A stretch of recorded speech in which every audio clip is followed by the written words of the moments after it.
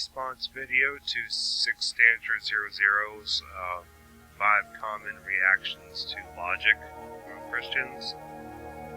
Video got my attention. He's got 4 questions here. We were going to have a debate, turn into, I guess, some kind of conversation. Now turn into these first video responses, which is all good. I like these 4 questions. So number 1, I got my mouse cursor attention on. You guys watch this video. Circle. Question number 1, define what you mean by God. Well, number 1, let's just give the short answer. If you want to go into detail, that would be another discussion. Grand creator, or creator of all, capital A-L-L, all. So before people go into, well, why is there all the suffering in the world? Why this? Why that? Yada yada. Well, they don't understand about the first estate, first creation, before all these questions. So, God, creator of all, grand creator, short answer. Question number 2. Demonstrate that this God exists, or, at the very least, provide sufficient reason to believe it does. Well, I'm going to put a couple pictures from space up on my screen here, and just talk for a minute while the viewer can observe. The reality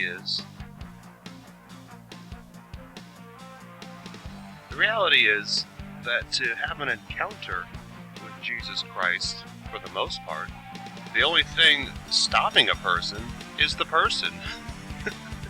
You see, when we take the recorded words of the alleged Savior of mankind and do not apply the scientific method of testing and observation, you could probably expect the same results as an incomplete science project. You see, when we read the words of Jesus that state, "He who seeks finds, he who knocks, the door will be open, he who asks, it will be given him," if you're not actually doing these things, why would you ask someone else to demonstrate the metaphysical when you won't actually get down to business yourself? Now, I myself do not need this answer because I understand the difference from the wheat and the tares, the sheep from the goats, the vessels unto wrath, and the vessels unto honor. You see, there's a big discrepancy of who is who and who is not in these respects as we read things like Isaac I have loved and Esau I have hated, 2 different nations going forth in the earth.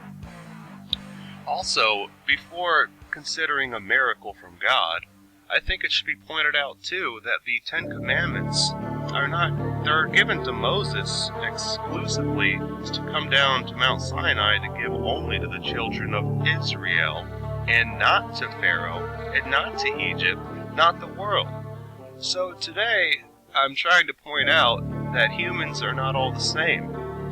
So if God claims that you as a fleshling are either of his spirit or you are a reprobate, do you see God at any given time giving an objective to Egypt or Pharaoh's people? No, we do not. So today and age, if you are in this group of the goats and not of the sheep, why would you expect the hand of God revealed in your lifetime, would be my question, when there is clearly this separation.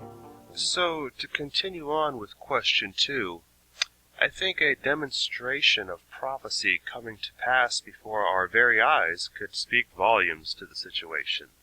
So, we're going to step it to the next level here.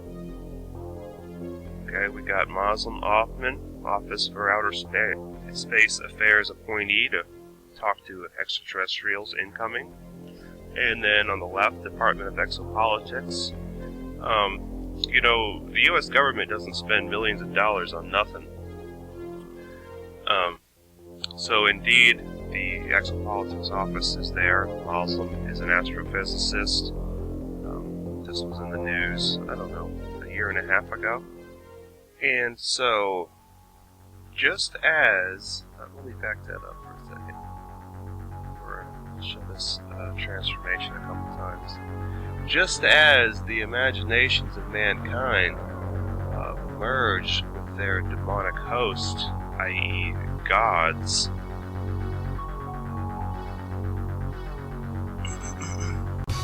of their spiritual influence. And by that I mean that that no one is denying the Buddhists sticking spears in their faces and not bleeding. Therefore, their religion is correct. And in the same way, nobody is denying the seances and sorcerer activity and occult groups involved with levitation and poltergeist activity. Nobody's denying that issue.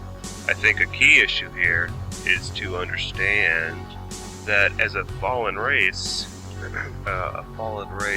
that is totally cut off from God's spiritual dimension, mankind is not open to God's spiritual reality, but blown wide open to the spiritual dark side. So I will attempt to explain in a comprehensive way how mankind is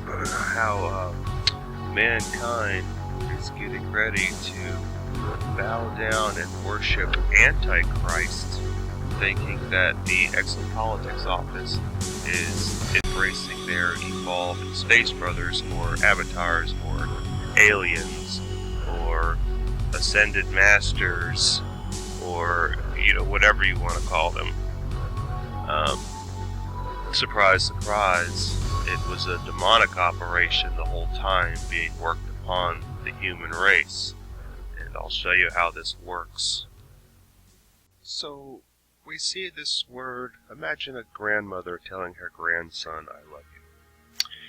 It would be a straightforward arrow, no holds bar, no strings attached. But what if she says, "I love you if you perhaps take care of me in a nursing home later on down the line?" You see, that straight arrow now has a hook. A self-referential, self-serving. It is no longer outflowing 100%. It is no longer a pure outflowing arrow of love. If you take care of me when I'm older, is a self-serving. We could call this up here agape, and we'll call this eros. So it is in this image, in this essence, that Adam is created. 100% pure outflowing, doesn't know the difference from right and wrong. Just like picture a 2-year-old kid running around naked, no diaper on, they just don't have any idea, they're just innocent. They're in just a state of 100% outflowing, does not need to know the difference from good and bad, things like that. Don't steal, don't go slap your brother. He's in a state of pure agape at the moment. So, what happens? Well, there's a tree in the garden, and all the serpents and all the beasts are subject to Adam and Eve. Just as soon as the fruit from this tree is ingested into Adam's being, as soon as he eats from it, he ingests into himself the experiential understanding of good and evil. He moves from this 100% outflowing purity to a new set of emotions: shame, guilt, fear, depression, anxiety, etc. His spirit man, his essence, dies, and now he's cut off from God's pure essence, and he knows now the experiential knowledge of good and evil, and he's got a dead spirit, dead to the life of God. He's cut off. He's cut off. So he eats from the tree, ingests into his being, at core level, the knowledge of good and evil. Spirit man dies. He now knows the knowledge of good and evil. He is no longer, in essence, 100% pure. So now that Adam has a dead spirit and he knows the knowledge of good and evil, he's cut off from God's spiritual dimension, we end up on this scale of relative righteousness. I'll say it again, relative righteousness. And what I mean here is the world we all live in, which is satiation to us, how we perceive things, good and bad, versus good and evil, black and white, ethics. We'll call this over here +1, +2, all the way to like +10. And on the scale of degrees of evil from good, we'll call this -1 to -10. Sorry for my bad handwriting. So relative righteousness. No matter how many good thoughts a man has, or how many good deeds he does, he still operates on this scale of relative righteousness. For instance, +1 over here, somebody who gives to charity, or builds an orphanage or something like that. All the way into the degrees of good you could do in mankind. Let's say Mother Teresa, a humanitarian, Bill Gates donating thousands of dollars to research and things like that. Now, on the minus degrees of evil, negative side, we could have thieves and liars, robbers. Over in this -1 or -2, into -8 we would have rapers or something like that. And then in 10 here, we would have like the diabolical Bundy, Stalin, mass killers. Okay, so mankind. So this is where mankind lives, this is where mankind resides, and this is where mankind operates on all the days of his life. On both sides of this scale of knowing the knowledge of good and evil and the degrees. Where is God in this equation, one might ask? Where would God be on this equation of the knowledge of good and evil? He's nowhere on this equation. He's way over here on his own level of that 100% outflowing like we talked about when we began. In between God and man is this barrier of silence, obviously. And when mankind dies this side of time, he dies on this side of the barrier. Dies on this side of the barrier. Mankind cannot reach God, can't get over to him. Is he under this rock? If there's a God out there, I sure can't seem to reach him. Now, to get into the solution to all this mess would be, I'll save that for another time, but for now we're just dealing with this condition of man and how it's relative to our discussion. Something very important happened at the fall of man that cannot be overlooked here. And one would raise questions of, why is there a devil in the garden? These are all questions with answers, with somebody like me has those answers. But before we get to level 8, we have to get past level 1 in understanding the fall. And I think I've demonstrated that up until now pretty good. But in this condition of man who knows good and evil, he operates on this relative righteous scale. He's spiritually dead to God and cut off from his spiritual life and dimension. He is not open to God's spiritual dimension, and when he ingested that fruit and knows the knowledge of good and evil, he opened himself up not to God's spiritual dimension, but to Satan's spiritual dimension.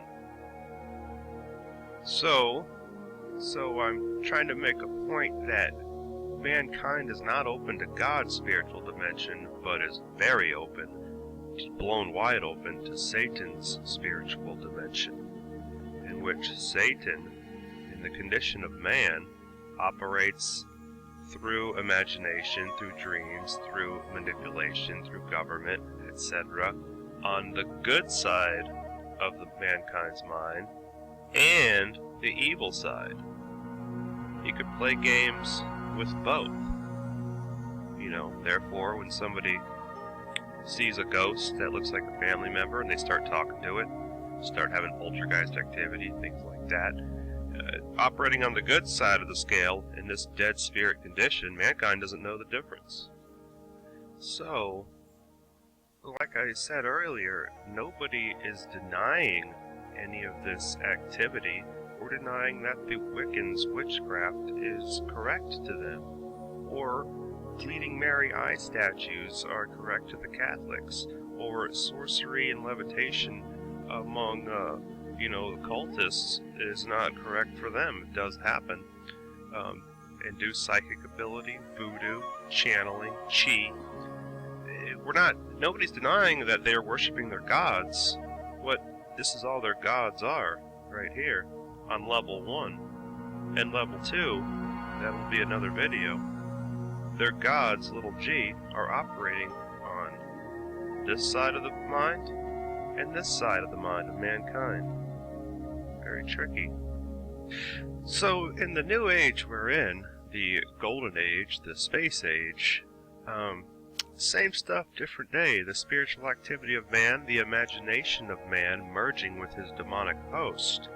If you want to be on the seat of the scientific seat of the UN and have the UFO telescopes being funded and all that stuff, all you're doing, no different than the past, is, let's put it this way, a world that wants to acknowledge the scientific age of the myth of evolution,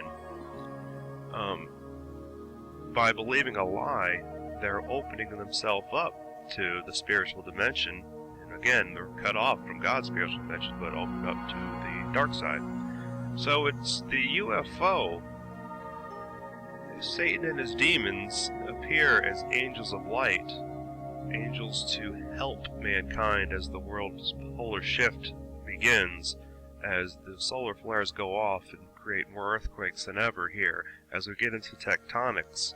When this earth starts to get out of control, along with like the West Coast now totally fried, the UFO will play a part in mankind thinking it's their saviors, their helpers, advanced technology like you've never seen. Okay? They're coming as angels of light. They operate on this side of the mind and this side of the mind.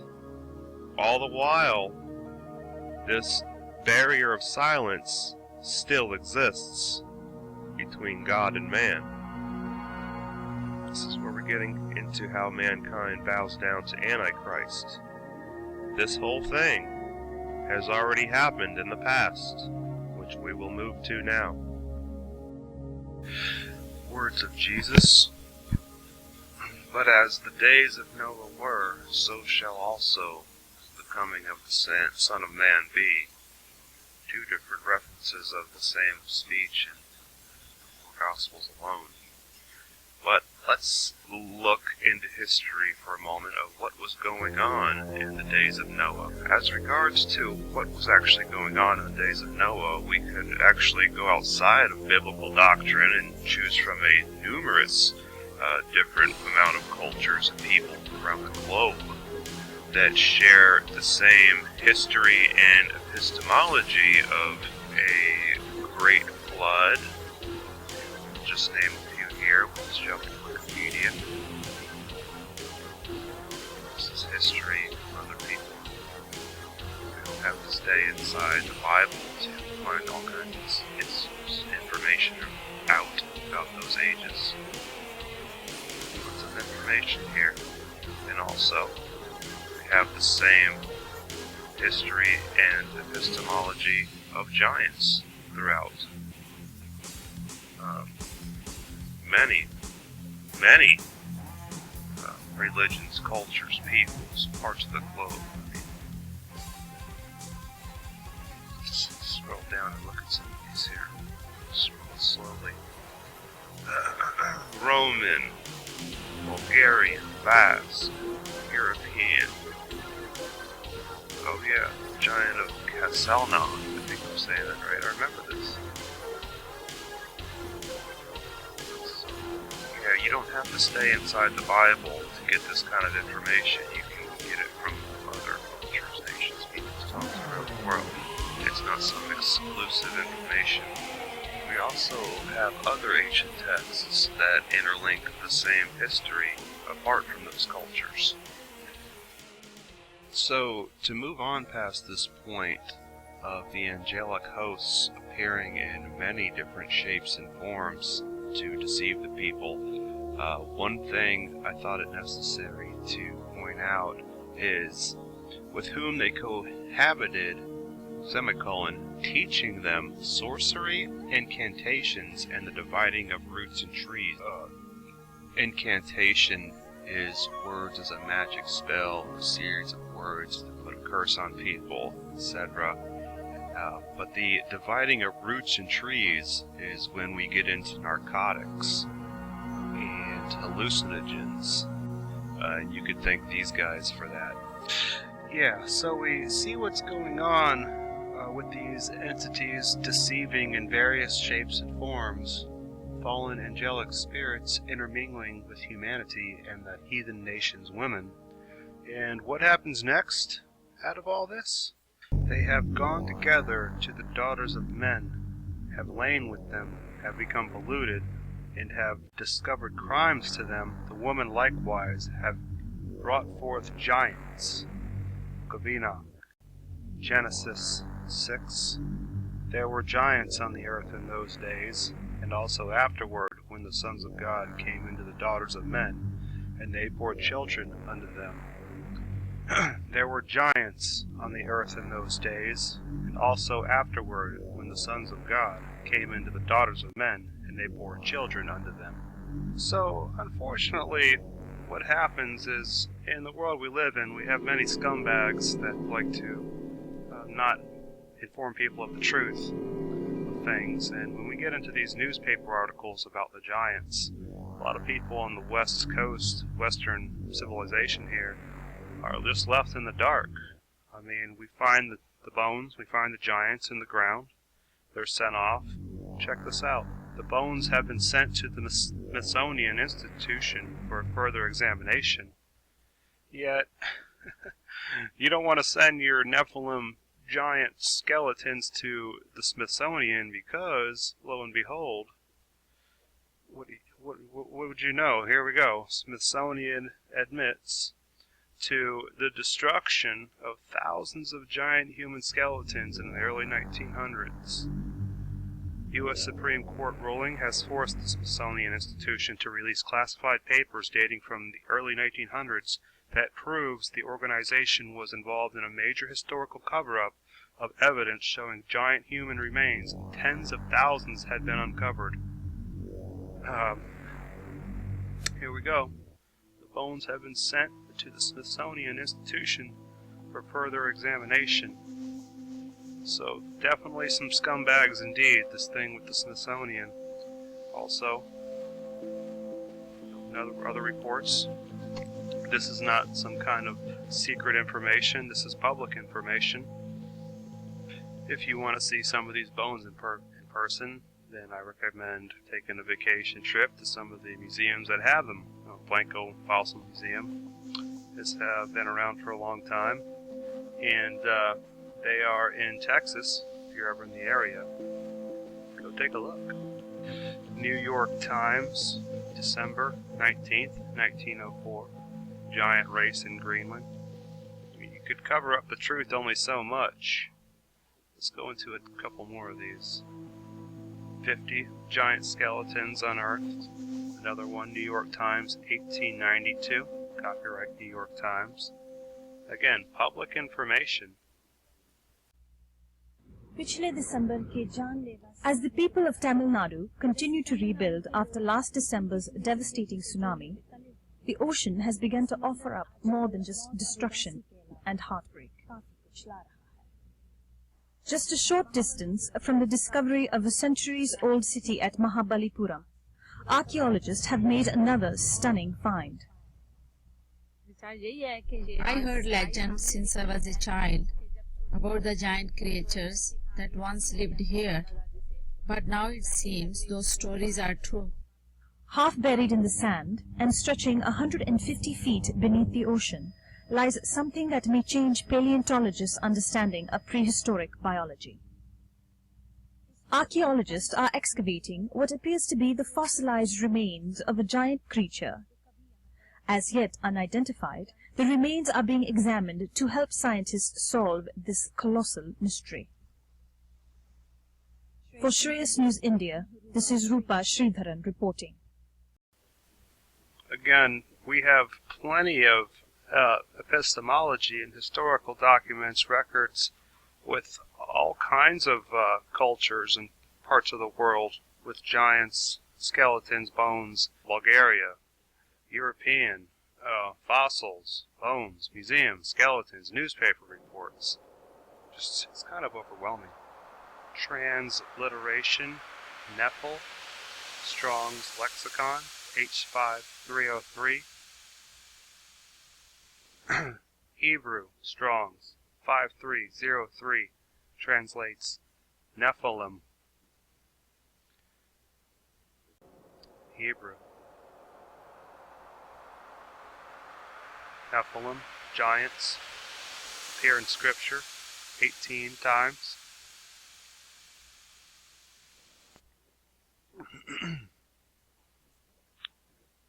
Over different times, before the flood and after the flood. Some translations this generation still use the old Hebrew word, the Nephilim of Genesis 6. Just to refresh people's memories, David and Goliath. Goliath was of the Nephilim. He was a giant. Another newspaper article, the Ogden Standard Examiner, Sunday morning, November 10th, 1929. Mysterious burial ground of 3,000 giants. Pittsburgh Press from Pennsylvania. Looks like Pittsburgh, Pennsylvania, Tuesday, September 13th, 1932. Prehistoric giants taken from mounds.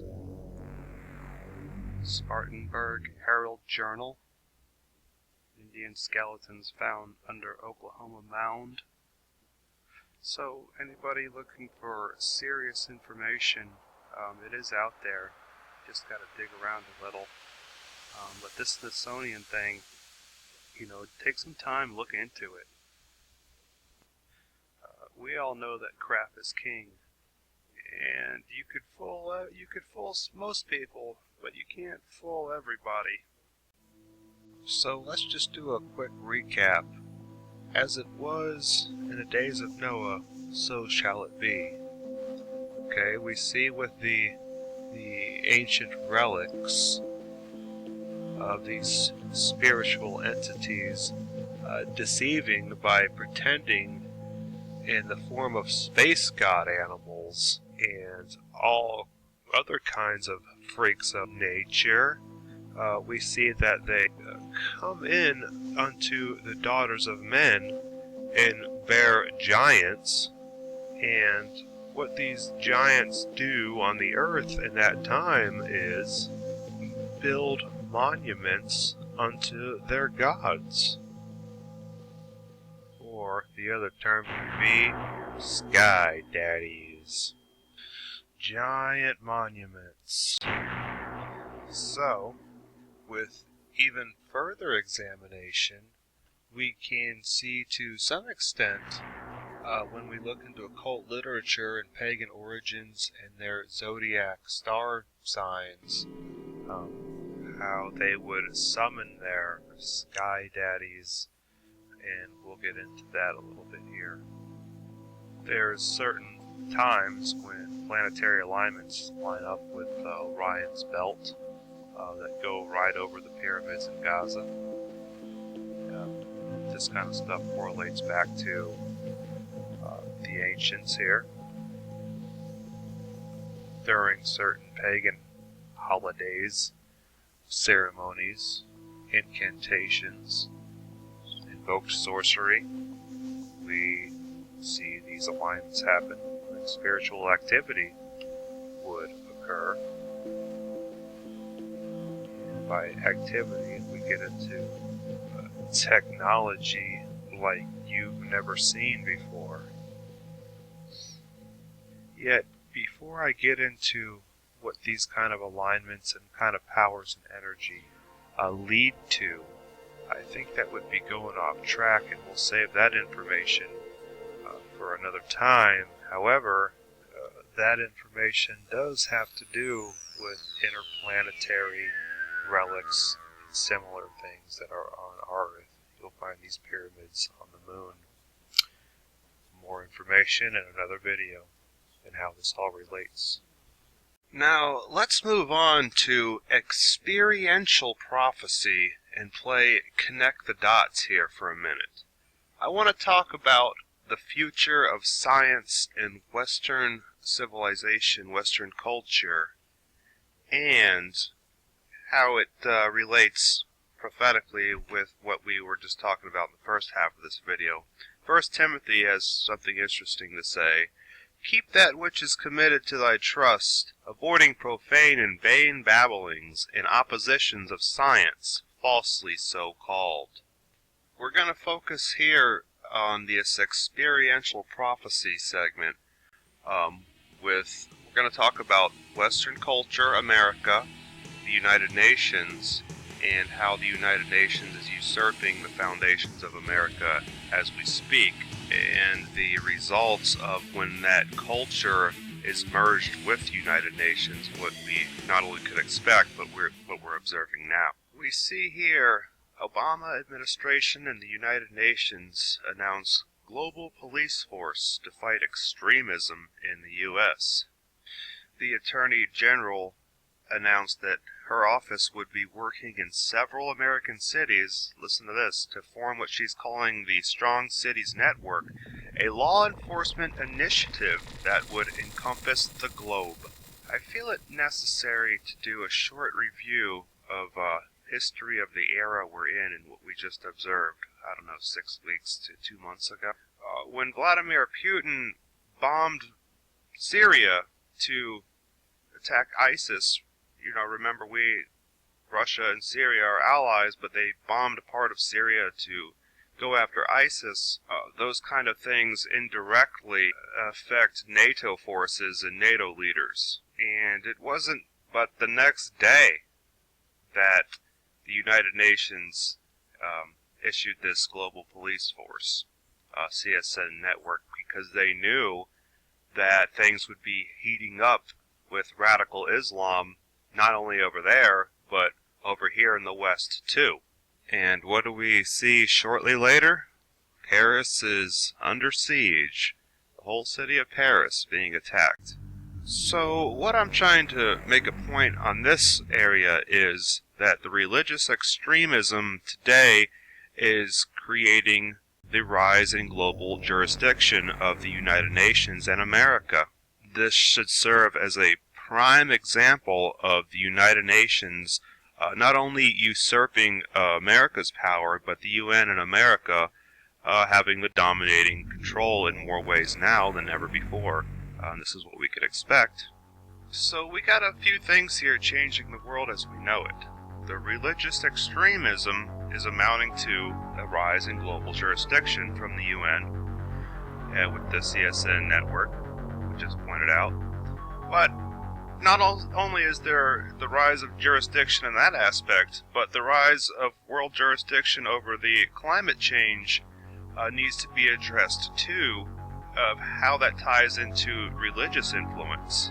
Remember, we started this segment talking about science and the future of science in Western civilization and how this would relate to the United Nations and America, world power in the end. That's what we started this with, so pay attention. We've had the Pope urging the United Nations and world leaders to reform laws, and he's even, I think, mentioned to outlaw gasoline engines, stop making them, and things along these lines. And I would really like you to try to absorb some of the proportionalities that would ensue if the United Nations, the world power, was influenced by a religious iconic figure.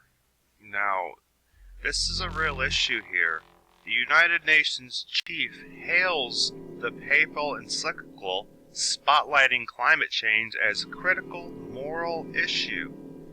So you got the Pope here, a religious influencer influencing global change.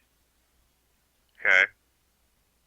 Now, I think it's important to spend a little bit of time on this word, encyclical or encyclical.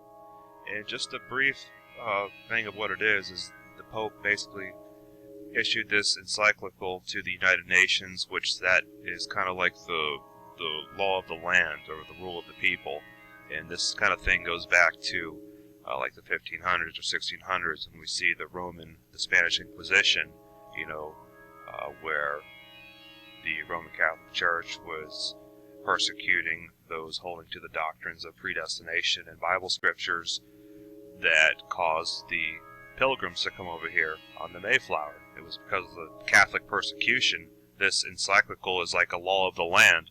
So, as far as the Pope's eyes or the Catholic Church's eyes over in Rome 400 or 500 years ago, if you were speaking in tongues, they would, that's when we have the Salem witch trials.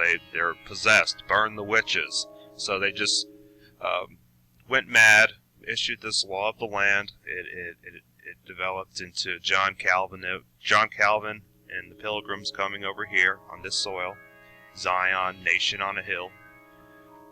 So we see what happens when these laws of the land are issued from Roman Catholic doctrine. Very dangerous. And so what happened before is they persecuted the Christians. Catholic Church drove them out, kill everybody who wasn't with their program. So let's take a hard look of what's really going on today. Pope Francis expects to unite the world with an encyclical when he showed up at the UN. Let's see what's going on with the Pope here. We got the United Nations praising the guy, and you have religious leaders praising him as well. Joel Osteen says the Pope is a man of the people, in which Joel here probably has absolutely no idea of the history I just talked about a minute ago. We got Turkish or Muslim leader says Pope is model of what religious leaders should be. So I'm trying to paint you a picture that we have the UN fallen in love with the Pope and his ideas to unite the world over this environmental global problem. You got the Muslim leaders. Here's Turkish Muslim leader says Pope's visit is a loud call for peace. I want you to really think about something here. Pope Francis, Muslim leaders prepare to welcome Pope of the people. Now you have Islam leaders loving on the Pope now. Pope uniting all religions. And when I say Muslims, I'm not talking about the radical Islam, I'm not talking about the extremists, I'm not talking about the minority, I'm talking about the majority of Muslims, the peacekeeping Muslims. Our neighbors, their leaders are calling the Pope of the people. So could you imagine for 1 second if the Muslims among the United Nations through the Pope are no longer a minority as far as the UN's powers go? Could you imagine in America one day from the UN's mandate that, for English, press 1, in Espanol, press 2, in Arabian, press 3. So we have secular humanism absorbing and adopting the Pope and his issues and his ideas and going forth with the uniting of peoples, religions, nations over the global problems. We have this same Pope being accepted now by religions around the world that are majority rule. And by majority rule, I meant that the major world religions. I mean, we don't see the Pope, people don't qualify with things like Wicca and these little minute religions. We're talking about the major world religions that are all wrought in the God of Abraham, Buddhist, Islam, Christianity. Now we got a few things here to zoom in on. United Nations environmental laws changing through the Pope's influence. We have, through religious extremism, the United Nations and USA have new mandates and new jurisdictions. We went over how the Attorney General implemented the CSN network to go global. We have MJTF police, multi-jurisdictional task forces. Somebody say UN police.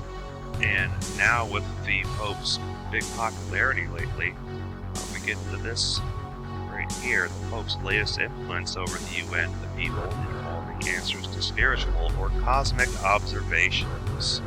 I'm going to, from here, transition into when I started this segment about science in Western society, Western civilization, how that would come into play later on here. Pope Francis says he would baptize aliens. Who are we to close the doors? Points I'm going to be bringing out. Number 1, United Nations influence over smaller countries than the USA. What I mean is that we saw global power gained through extreme terrorism and strong cities network, and through global environmental change. We would have United Nations influence over the smaller countries than the US. 2, UN absorbs scientific studies and models from Western culture universities and professors to combat climate change. Point number 3, the science of America applied to the United Nations is rapidly becoming the ruling consensus. At least it is here in the West. Point number 4, world leaders attempt to solve a global problem via current scientific models wrought in axiomatic assumptions and hyperthesis. Point number 5, prophecy fulfilled. 1 Timothy 6:20, keep that which is committed to your trust, and avoid profane and vain babblings, and oppositions of science, falsely so called. So, we're going to take a look at today's scientific models. Yeah, let's take a look at these models today of science, of origins, and how scientists are figuring out the Earth. And let's see what these philosophical underpinnings would actually be. And I'm going to go through a few things here about how today's science, the culture of America being absorbed into the UN, would have absolutely no foundation. Their models are based off of myths, Big Bang, predispositions override math and reduction, evidence based on current worldview is argumentum ad ignorantium. I just will talk about the Big Bang for a moment here and point out something. We got to ask something really critical and just rational, and that would be, what blew up? How did whatever blow up get there to blow up? If it existed inside time and space already, how then could it have caused it? I call this the science of the gaps argument. Because we don't know, therefore, millions of years. I would say, why not millions? I mean, millions is quite a lot, hundreds of millions. Yeah, I guess at that point, to infinity and beyond. Millions, billions, who cares? You know, the model was 65 million years. Now it's 5.54 billion. Nothing concrete here going on. No one knows where the Big Bang came from, how it got there, how it created space or time, if it was even inside space-time already, and no one can test or demonstrate how life can come from an explosion. Maybe this myth simply never happened. And, you know, I raised the question of why does Western society's evolution theory use gap reasoning to support their claims of their entire creation myth and call it science? Could it be that Paul knew what he was talking about when he told Timothy not to get involved with these conversations of false so-called science? I call this science today. It's applying the scientific method onto axiomatic assumptions.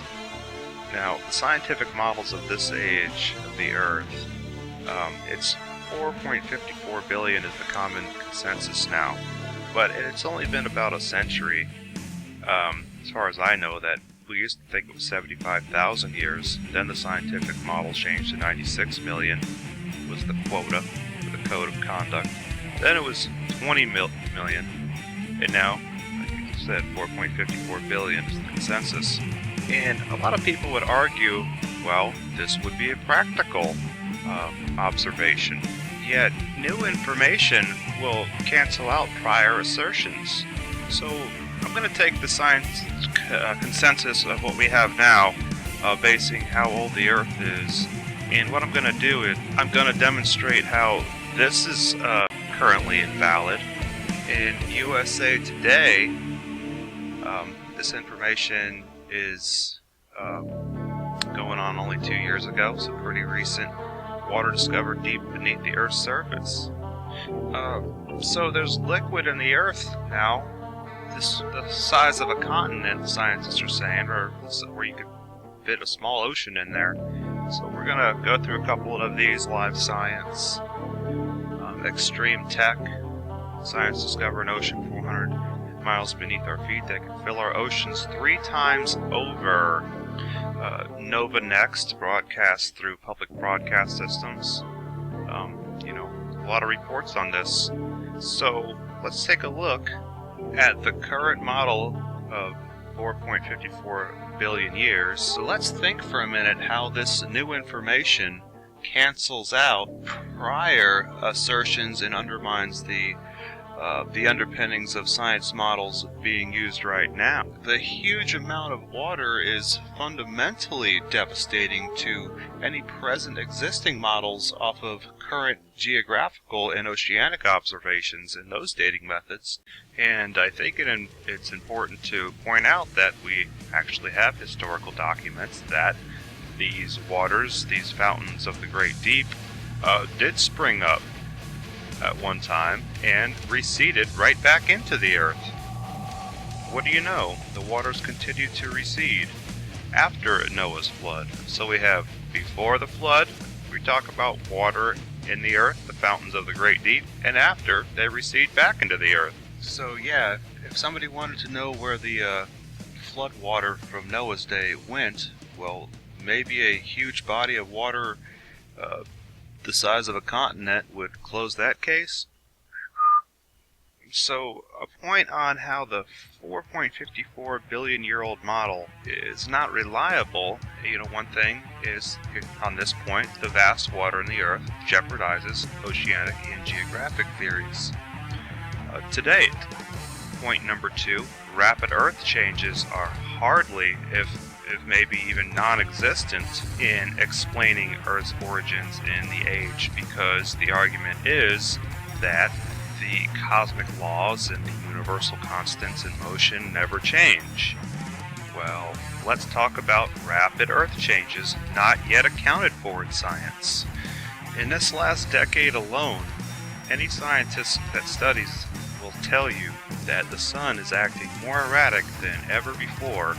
There's more activity with the sun than ever. The sun is now shooting off more X flares than ever. It was M flares. X flares, I believe, are 1,000 times the strength of an M flare. With its erratic behavior, what's going on is there's more flares being shot off than ever before. A lot of them have been Earth-facing. They come towards our direction, and what's happening now is we're having more earthquakes than ever because of this solar activity. Okay, the more earthquakes than ever have been observed in this last decade. When solar flares are shot off, solar flares go off all the time, but now since they're becoming more frequent, it puts pressure on our Earth's shields. It causes earthquakes. It causes things to heat up. The argument of, well, we never seen, universal constants change. Why should we add any kind of rapid Earth changes into our assumptions and our dating methods of the Earth? Well, with the water in the Earth now found, and the sun giving off the flares that are Earth-facing, like I just explained, causing more earthquakes this last 10 years, we're fixing to get into tectonics. Not only are rapid Earth changes possible, but are now being observed. Earth's magnetic fields weakening. Here's another example of vast hole opens in Sun's atmosphere. As a coronal hole opens, CME, spewing solar wind into space with predicted impact with Earth on December 6th. So you could call the Sun the new weatherman, in that when you see solar flares shoot off now that are Earth-facing, we can predict earthquakes. So not only are we having more earthquakes than ever because of the solar activity, but rapid Earth changes, the earthquakes going off right here more than ever this decade alone, rapid Earth changes are not only possible, but being observed. So on another point of how this model right here to date, they're not accounting for the water of the Earth, and they're not accounting for the rapid Earth changes, and Earth's magnetic fields shift, forcing airport runway change. These polar shift changes make any prior assertions of the age of the Earth untenable, yet you'll still have many people rolling the dice on conjecture. And what's going on here is, in an airport, if you were to leave Florida and go to California, based on the current magnetic north technology, you would be going off because of the polar shift. The cockpit and the watchtowers, magnetic north, are not lining up. Therefore, they have to move the flight paths, like the 34 left or the 34 right. So, like I was saying earlier, you have all these things to factor in here that would affect this theory right here. I mean, there's no rapid Earth changes in any of these assertions. Yet, we have historical epistemology on all these things. And also, all these rapid Earth changes, which is not accounted for. And then he said a very curious thing. I wouldn't believe it even if it was real. So I was left with this, forget it. I'm not going to, if your mind is so closed that you make a statement, I wouldn't believe it even if it was real, it tells me we have a major problem with scientists in our universities in getting them to accept something different than their paradigms that they're so used to or been grown up with. That's a major problem within our whole universities. Interestingly enough, the students that I've lectured to are far more open-minded than the professors. The future of science and Bible prophecy. Even him whose coming is after the working of Satan, with all power, signs, and lying wonders. Whose coming is on arrival, folks. And, Pope thinks he's gonna baptize yours truly. All power, signs, and lying wonders. It doesn't say some power, signs, and lying wonders. All lying signs and wonders. An age of creepy stuff. An increase in sky anomalies. Objects blinking, spinning, UFOs appearing and reappearing out of our atmosphere.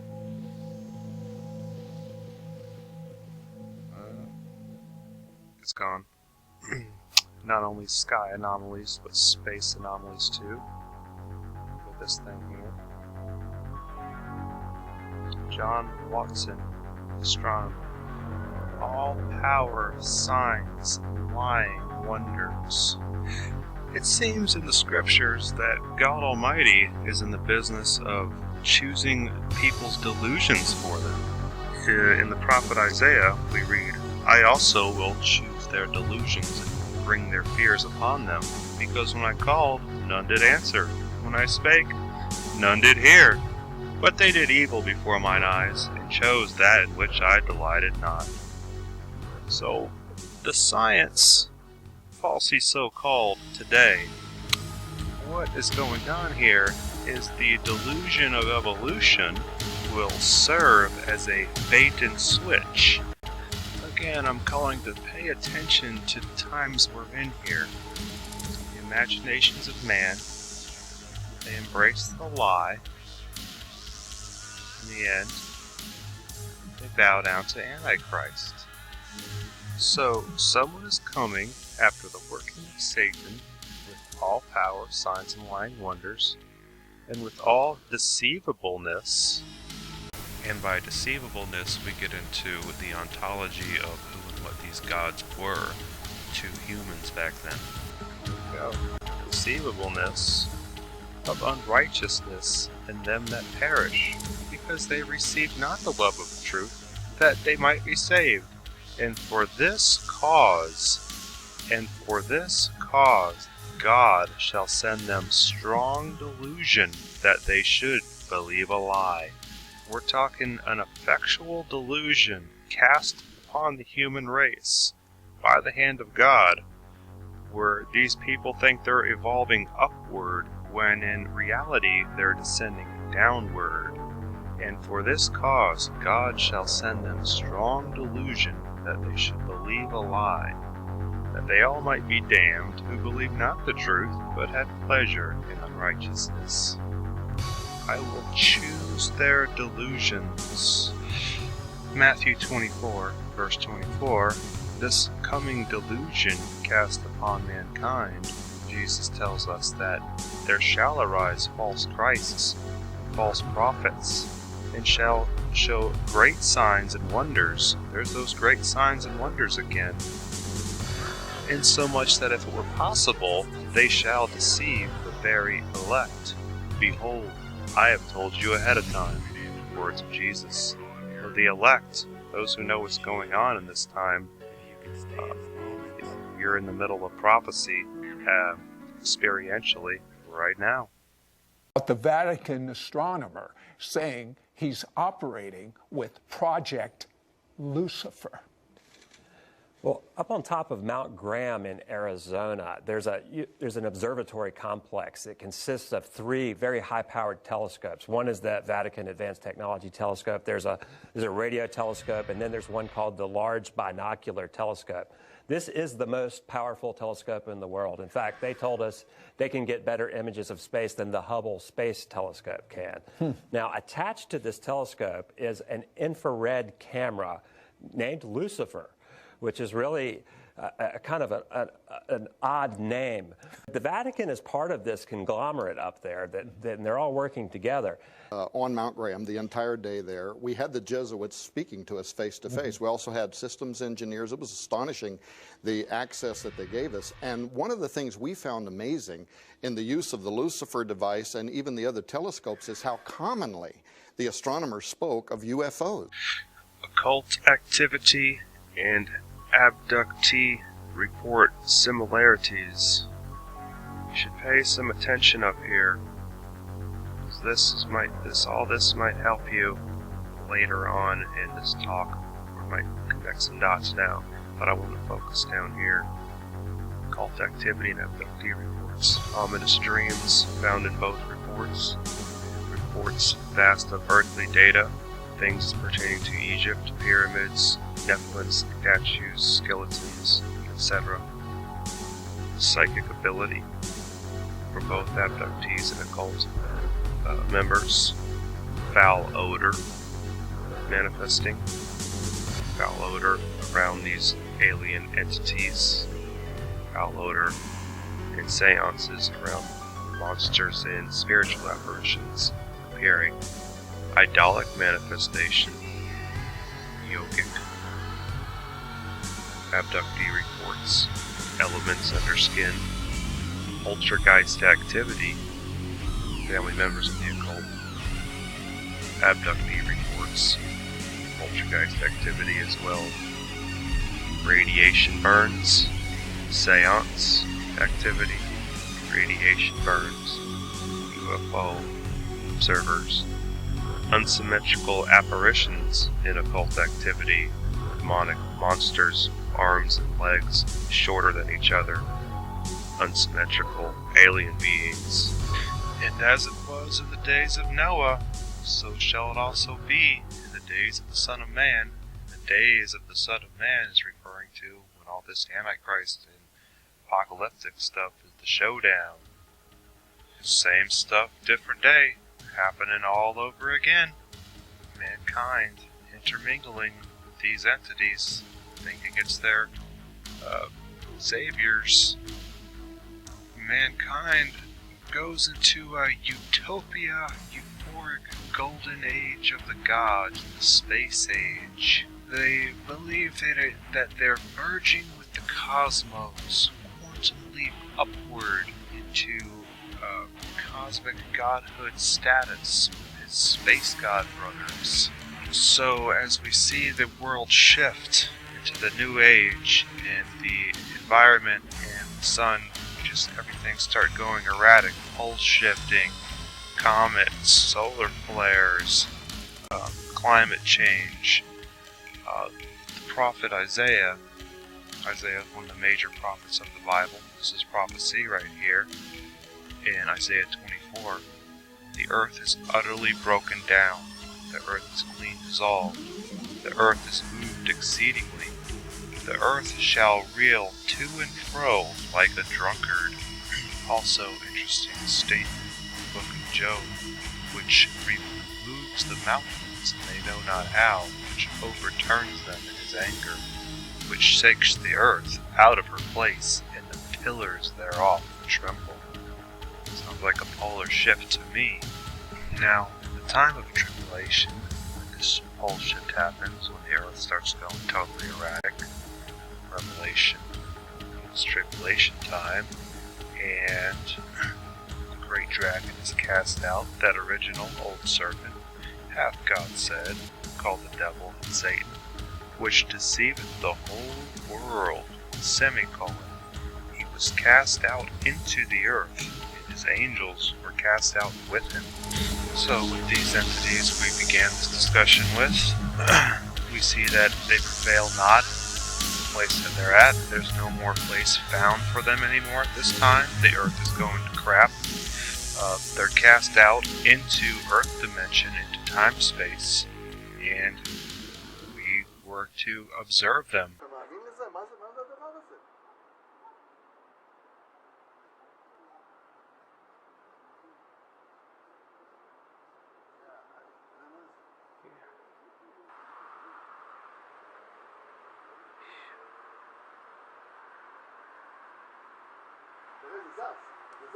אבל זה יורד למטה.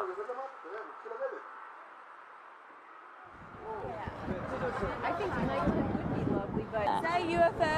Amazing. Holy shit. Oh, is that cool?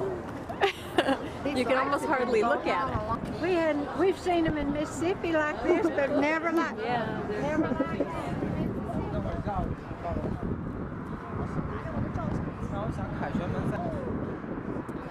Whoa! So, 6Stanger00, for your second question you asked to demonstrate how God exists, or at the very least to give some kind of reason to believe he does.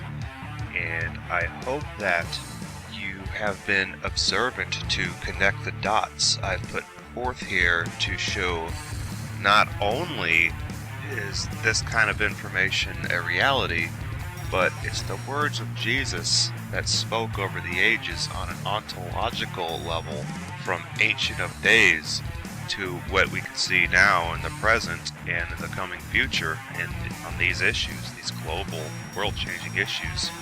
And moreover, I hope I made a clear demonstration of, in fact, how you, this very moment, are living inside of Bible prophecy, as history is repeating itself, and what happened in the days of Noah are happening all over again. The imaginations of mankind merging with his demonic host under the guise of extraterrestrial, which is diametrically opposed to extra-dimensional. Remember that before any human thought of dimensions, scripturally, other dimensions are an explicit reality. So why reach for fantasies and ideas, all the while ignoring what is already predetermined and recorded? So I'm going to close this segment and we're going to move on to questions 3 and 4.